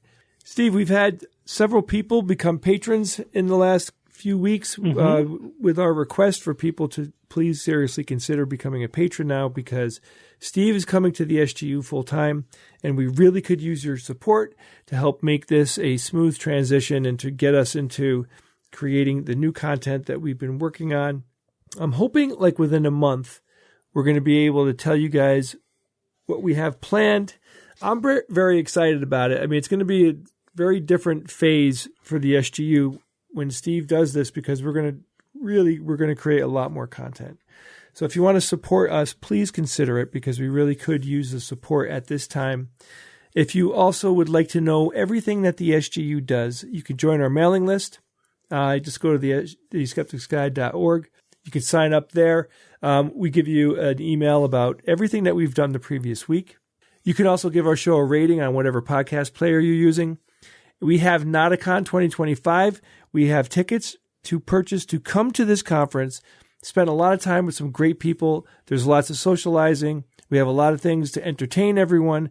And of course, we're in the wonderful city of White Plains, New York, not far from New York City, pretty far from Boston, so you won't be going there. But we had a wonderful time last time. I'm really hoping that you guys consider coming. It's going to be a great show. You can go to nauticoncon.com for more information. Thank you, Jay. Evan, you have a science quiz for us this week. I do have a science quiz for you. I had actually prepared this a little while ago, closer to the beginning of the year, but we're only getting around to it now. So there's a particular theme to this quiz, and it has to do with, years. Years is the main theme that runs through this. So years or years? YEARS, years. So first of all, I'd like to wish you all a Happy New Year. Oh, wait, that's an old note. When is it too late to wish someone a Happy New Year? I'd say like mid-January. January, yeah. Even if your first interaction with that person isn't until, say, the first week of February. February's definitely past the due date on that, yeah. All right. Yeah, but then that's when you say something like, so how's your New Year going? Yes. Maybe I see. February. Yes. It's like, how late in the day can you say to somebody, have a good day or have a nice day? Yeah, when does it switch to good evening? Yeah. Yeah, right. But when you have to switch at some point, good evening is obvious, or, but like if it's 2 p.m. Good afternoon. But you're saying not as a greeting, as like more like when you're leaving, like have a nice day. Yeah, you say like have a good rest of your day. Have a good rest of the day. At some point you switch over to have a good rest of the day. When does that happen? There's no official time. It's whatever you feel like, I suppose. No rhyme or reason. Go with your gut. So, good morning, everyone. And here's... Okay, I've got 5 questions for you. They are science questions. And again, the theme is years. Let's dig right into it. Question number 1. In what year did the first direct observation of gravitational waves take place? And it's multiple choice, so I'm going to give you the choices. Was it A, 2015, B, 2017, or C, 2019? We drew random lots backstage, which we actually didn't do. I did it myself, and I came up with J. You'll give us your answer first. 15. Okay, Kara? Yeah, I feel like I've lost a lot of time because of COVID, but I do think it was probably a decade ago now, so I'm going to say 15. Steve? Yeah, I was thinking 15 as well. And Bob? That's so funny. You guys think it's 2015? Well, it is. Which is why Bob went last on this category, because you were all correct. 2015. Kind of pissed you all got it right. The first direct observation of gravitational waves was made in September 2015 when a signal generated by the merger of 2 black holes was received by the LIGO gravitational wave detectors in Livingston, Louisiana, and in Hanford, Washington. What a day that was. Bob, I know. That was a big deal for you. Big. That was big. It was big for all of astronomy. Astrophysics is immense. Brand new window into space. It's like, damn, multi-message astronomy. Hello. I am so happy you're all off to a great start. Let's move on to the second question. Who is credited with having discovered the nucleus of an atom? Was it, and it's a multiple choice, ABC. A, 1897 by J.J. Thomson. B, 1911 by Ernest Rutherford. Or C, 1932 by Werner Heisenberg. And we will start with Kara. I think I remember Rutherford. The date, I don't remember at all, so I'm going to just go with my gut and say it was Rutherford. Rutherford, 1911, says Kara. Steve? Ernest. Ernest Rutherford, you sound pretty confident there. That's good. Bob, how about you? I believe he liked calling himself Ernie. Hello, people. To his friends. Jay, how about you? Yeah, I'm going to go with Steve. You mean Kara? The fuck? Oh, yeah. I'm going to go with Kara, of course. The Rutherford Atom. So, Jay, you're changing your answer to go with Kara instead of Steve. Is that correct? Am I understanding? Yes, please. Everybody is correct. 1911, Ernest Rutherford. Yep. I'll give you a little background on the others. Through J.J. Thomson, 1897. Through his experiments with cathode ray tubes in 1897, J.J. Thomson's finding proved that atoms are not indivisible and contain even smaller particles like electrons. So nope, not discovering the nucleus. Heisenberg, 1932, developed a model for a nucleus composed of protons and neutrons. But no, in 1911, it was Rutherford, and his experiment involved firing alpha particles at a thin sheet of gold foil, observing that most particles passed through, but a small number were deflected at large angles, leading him to conclude that the positive charge of an atom is concentrated in a tiny, dense center called the nucleus. Yeah. Some other theories. What was it? The nuclear pudding model? Yeah, the pudding. Oh, Yeah. interesting. I hadn't this heard that in a long amorph- time. Yeah, Yeah, like right. electrons were embedded in a more of a diffuse positive pudding. But yeah, he proved it was all at the middle, all at the center. Big. That was Cool. big, man. I was like, whoa. Very cool. That's a new layer of the onion. Third question for you. Great job so far, guys. Number 3. Which one of these journal articles do not belong to Albert Einstein? Is it A, 1902, on X-rays? Was it B, 1905, on a heuristic point of view concerning the production and transformation of light? Or is it C, 1915, the field equations of gravitation? And Steve, we'll begin with you. X-rays. Moving on to Bob. Yeah, X-rays just leap out. I believe it was Röntgen who discovered them. Jay. God damn, I don't know. X-rays 1902. Transformation of light 1905. Field equations of gravitation 1915. 1915. Okay. And Kara. I'm going to go with the guys and say X-rays. If anyone said B, 1905, transformation of light, you'd be incorrect. It is, in fact, the X-rays one, 1902 on X-rays. That journal article did not belong to Albert Einstein. The other two were his. But for a bonus point, who did, in 1902, write the journal article on X-rays? Is it Röntgen? Nope. No, huh?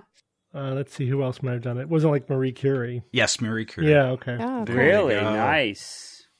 She was awesome. My God. All right, moving on. The fourth question. Ivan Pavlov's dog experiment is a classic study in psychology that demonstrated the concept of classical conditioning, which posits that behaviors can be learned through the association of different stimuli. Pavlov's dog experiment was published in what year? Was it A, 1897, B, 1910, or C, 1922? And Bob, you'll start. Let's go with 1910. I don't know. Jay? Yeah, 1910. Kara? 1897. I And almost went with that one. Steve. I was going to say 1922, but Kara's guess bothers me. see what you do to us every week. Welcome to our Science world. Fiction, yeah. I'll stick with my original gun to say 1922. All right, 1922. The year, in fact, was 1897. Kara. Who's studying for her licensing exam? I know, that's why I right gave now? you pause. Oh, God. I was so close to picking that. It was, I don't know why. I A just long time ago. What did we learn? Yes. jumped to 10. Good job. Kara, you've gotten everyone correct, okay? So there's no Okay. pressure on you to get this last one Oh, correct. God. Number 5, the last one. Louis Pasteur published his germ theory in 1861. What was considered the main prevailing theory of disease at the time that germ theory of disease was published? Was it A, spontaneous generation theory? Was it B, miasma theory? Or was it C, the humors theory? And we will start with Jay. I think it was the humors. Okay. Kara. I tried to answer it in my head before you gave the options, and in my head I said miasma, so I'm just going to stick with that. But Okay. like my time might be off. It's an uncomfortable feeling. Yeah. Steve, what do you think? Yeah, I also thought miasma before the choices came. I mean, all of those things were in play in the 1800s, but I think specifically for infections, it was miasma. And Bob. Yeah, absolutely. Miasma. The correct answer is miasma theory. Well done, Kara. You swept the entire Woo! game. What do I You're win? perfect. Well, I mean, the accolades and the prestige and I'll take it. The admiration of your fellow rogues. Yes, and so thank much. you. Like she didn't have it before. All right, so miasma theory. This theory, prevalent before the germ theory, believed diseases spread through bad air or bad noxious vapors from decaying matter, leading to practices like poor sanitation being linked to disease, but not understanding the actual microbial cause. The other two, there was spontaneous generation theory, which I really wasn't all that familiar with. This theory, now discredited, Life. you know it? Yeah, proposed that living organisms could arise from non-living matter, like maggots appearing on decaying meat. No, you would remember that, Bob. And of course, the humorous theory, Jay, which I think I would have also guessed if this was posited to me. So I would be with you there, Jay. Humorous theory. That passed out of favor actually in the 1600s, but it was based on the belief that the human body was composed of 4 humors: blood, phlegm, yellow bile, and black bile. So there you have it. A science quiz. The theme is years, and I hope you enjoyed it. Thank you, Evan. You're welcome. Quick email. This email comes from Big Wohler, who says he's from Menlo Park, California, SETI Institute, NASA Ames Research Center. Anyone can claim that. And Bill writes, among other things, one of the items in last week's science or fiction was space junk. Just before I heard that, I read that 4 to 5 Starlink satellites deorbit every day. That's nuts. I hope they are deorbited purposefully. And he gives a link. So I checked it out, and it seems that claim is correct. That seems to be the case. Okay. 4 to 5 deorbits per day, at least recently. That hasn't been at that level for too long, but And that's the plan, right? but going forward, that probably So this is the older satellites are now deorbiting and being replaced by newer ones. There have been 500 deorbits so far of Starlink satellites. Of course, there are thousands in orbit. So I think the goal is to get up to 20,000. How big are they? Boy. 50,000 by 2030. 50,000 by 2030. More, additional 50,000. Are they the size of a bus or a little smaller? They are, well, I know how much they weigh. 30 kilograms. Each Starlink satellite produces about 30 kilograms of aluminum oxide when they deorbit. So they must weigh more than that. Mm-hmm. Although, it's combining with oxygen, so that might be adding weight to it. But And they're burning up on the way in? they're burning up. Yeah, they burn up entirely in the atmosphere. So the concern is that as each one enters the atmosphere, it's it's producing this waste products like aluminum oxide, which could eat away at the ozone layer. So there was a recent study which found that there has been an 8-fold increase in these compounds between 2016 and 2022.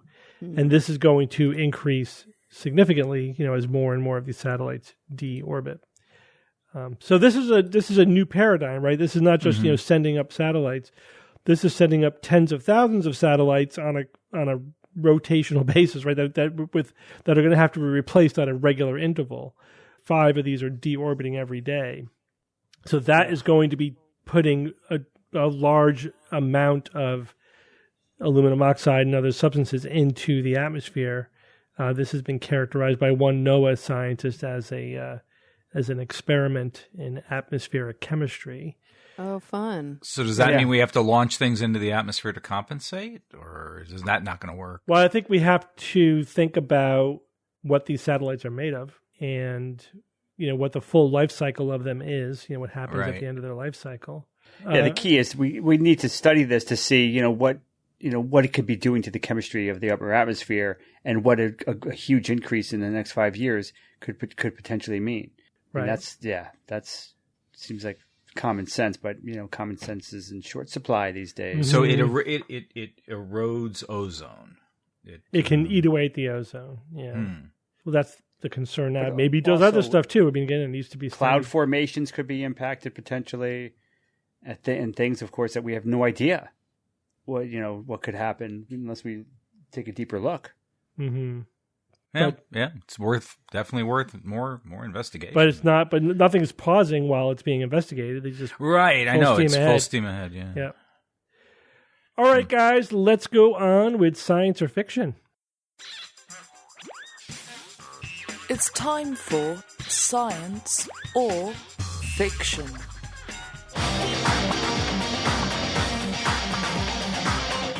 Each week, I come up with 3 science news items or facts, 2 real and 1 fake, and then I challenge my panel of skeptics to tell me which one is the fake. Are you guys just regular news items this week? Are you guys ready? Yep. Ready. All right, here we go. Item number 1. Biologists have engineered a bacteria that can continuously deliver drugs into the intestine and demonstrated its effectiveness in treating chronic inflammation and obesity. All right, number 2, in a recent study, adults were able to learn absolute pitch after 8 weeks of training to a greater than 90% accuracy. And number 3, astronomers announced the detection of a super high-energy cosmogenic neutrino that is the most energetic elementary particle ever detected at 120 peta-electron volts. Ooh, baby. That's a lot of volts. Bob, was I hearing you volunteer to go first? Fuck. As I said it, I was like, it. no, pull the words back. All right. Continuous delivery of drugs into the intestine. Continuous. How do we interpret that? Does that mean that it's creating the drug itself and that it will continue to deliver that drug as long as it's alive? Yeah, basically. Yep.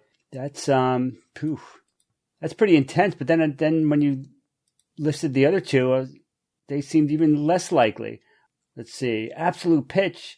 My understanding is that absolute pitch was something that it's kind of innate and not necessarily trainable, especially by such a high percentage. But who knows? The one that's getting me, though, is this super high energy cosmogenic. What the hell? Cosmogenic neutrino. Super high energy they found a new neutrino? Or was it just a regular neutrino that was much higher energy? I mean, these neutrinos don't pack much of a wallop. I mean, they don't interact hardly at all with anything. They can go through literally light years of lead before interacting with anything. Yeah, so I'll say neutrinos fiction. Okay, Jay. Okay, the first one, biologists that engineered the bacteria to continuously deliver drugs. I think that one is science. I don't think that they worked out all the kinks yet, but I mean, bacteria are amazing factories that can make lots of different chemicals, so I don't think there's any problem with that.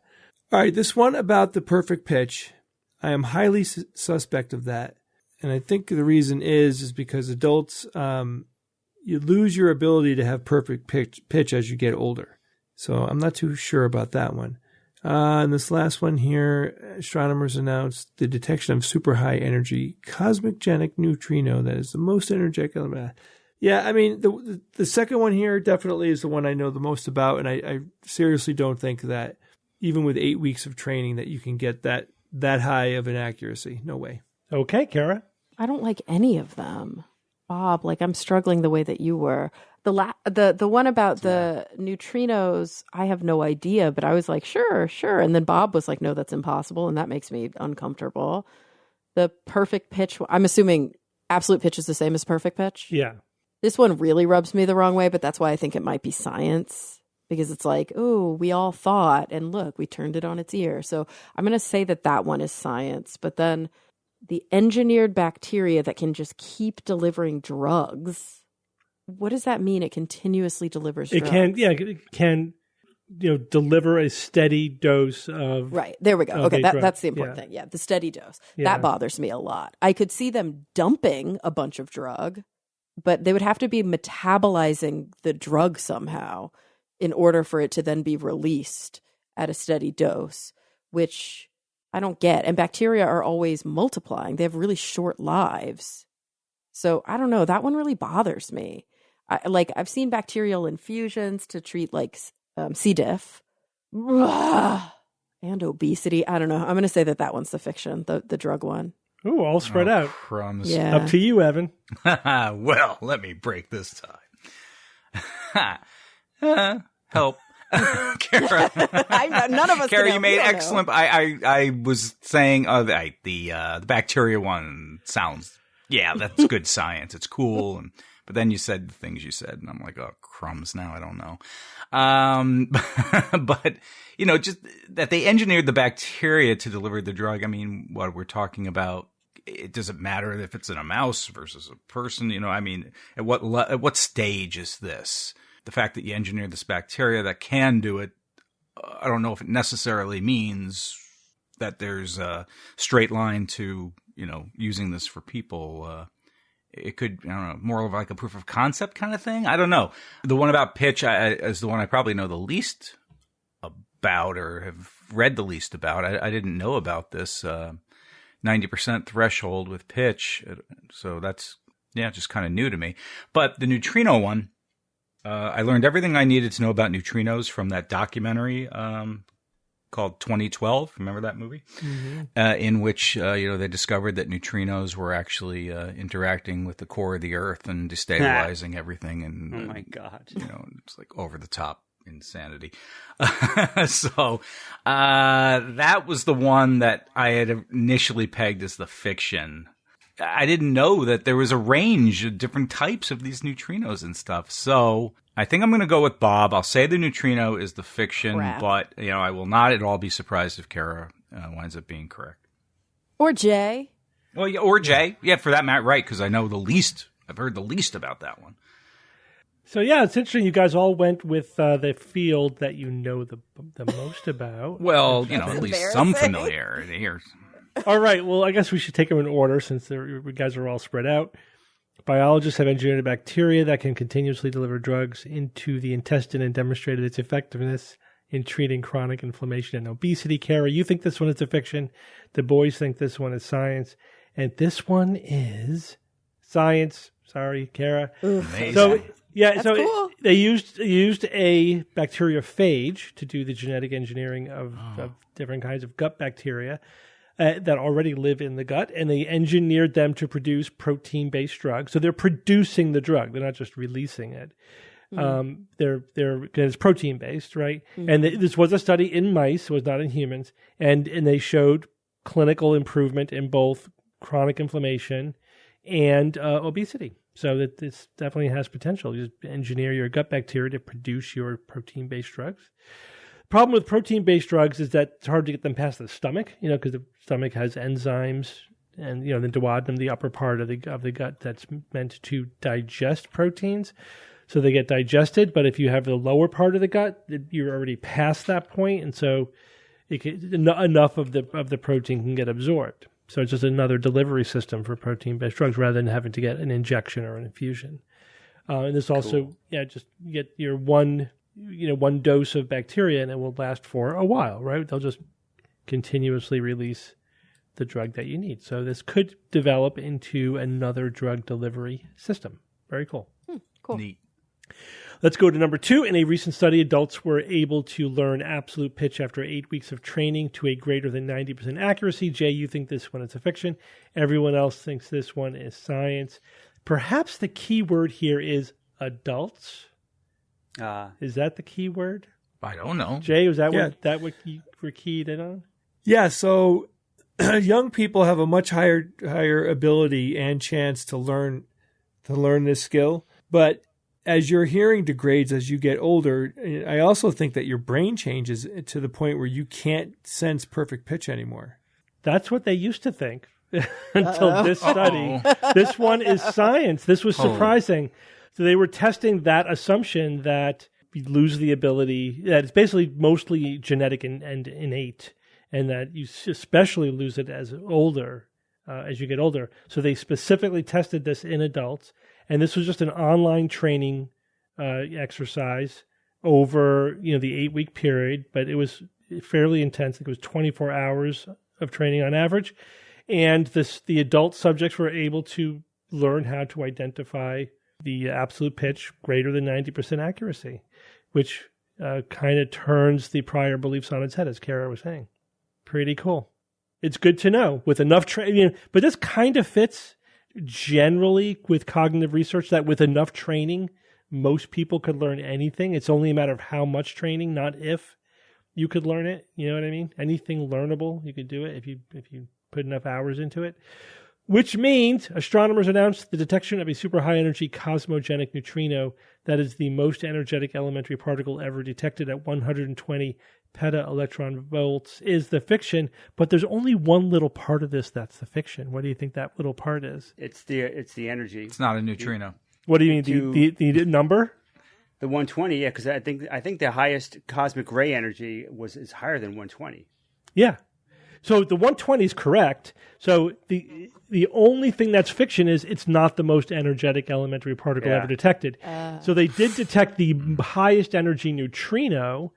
They think it may be a cosmogenic. They're not sure. They need more research to know if it's cosmogenic. How are they defining cosmogenic? Basically, it's generated by cosmic rays, by interactions with cosmic rays. So the question is, that makes sense. Is it high energy? Is it produced as a super high energy neutrino because it's coming from like a supermassive black hole, or is it given that high energy because it's interacting with the cosmic ray? So they don't know because they only have one. They only detected one. So we need to detect more of these so we could start to get some statistics on it, et cetera, and then they could figure out if it fits with the cosmogenic model or not. Yeah. But it's not even close to being the most energetic particle ever detected, which was a cosmic ray. Yeah, that's like that little cosmic ray, which is like, I think, a proton, right? Essentially a proton. It hits you with the force of a fastball. So this neutrino was 120 peta-electron volts, which is 20 times more energetic than the previously most energetic neutrino. But the most energetic particle, cosmic ray, was 320,000 peta-electron volts. So basically more than 1,000 times Why the hell didn't they as energetic. And that particle, Bob, it was dubbed. The oh my God particle? The oh my God particle. Yeah. This is the oh my God particle. But yeah, that thing is like duck particle. That thing was intense. But Steve, I'm looking at an article here, a recent article. It says the neutrino was 220 peta-electron volts. It makes sense. I think it might be created by interaction with the cosmic ray because, we've detected neutrinos from supernova, and they're not anywhere near that. And since cosmic rays are so energetic, I think the discrepancy. So the 120 peta-electron volts was the energy of the muon that they actually detected, but they infer from that the energy of the neutrino that created the muon. That was probably the 220. Yeah. Right. So they didn't even directly interact with the neutrino. It was the muon. The muon that was produced by the neutrino interacting with the massive underground saltwater thing that they did. Cool, man. Yeah. Wow, I didn't think neutrinos can get that energetic. Yeah. You got all that, Kara? Sure. Trust us, Kara. It's cool. All right. And you're being bombarded by a bunch of these things right now. Trillions. Not that powerful, though, but yes. No, not that. Evan, give us a quote.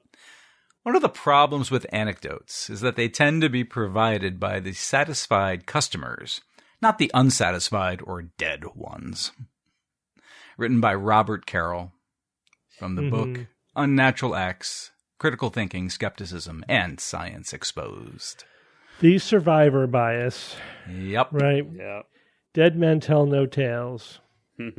True as it ever was. Yeah, very important. That's one of the many reasons that anecdotal evidence is completely unreliable. I like so one of our other skeptical colleagues, Barry Beyerstein, who unfortunately is no longer with us, summed it up really nicely. He said, anecdotes tell you what you want to be true, not what actually is true. That's true. Anecdotes are just full of confirmation bias. That they are confirmation bias machines. That was one of my very first lessons of skepticism back in the 90s. Yeah. I'm like, boy, I never thought of that before. It was like eye-opening. It's okay to use them to generate hypotheses, but not to test hypotheses. right? You can make an observation and go, I wonder what caused that. But you can't use just the fact that you happen to observe something or hear about something or whatever as evidence that something is true or not true. That's confirmation bias. All right. Thank you, Evan. Thank you. And thank you all for joining me this week. Thanks, Steve. Got it, brother. And until next week, this is your Skeptic's Guide to the Universe. Skeptic's Guide to the Universe is produced by SGU Productions, dedicated to promoting science and critical thinking. For more information, visit us at theskepticsguide.org. Send your questions to info@theskepticsguide.org. And if you would like to support the show and all the work that we do, go to patreon.com/skepticsguide and consider becoming a patron and becoming part of the SGU community. Our listeners and supporters are what make SGU possible.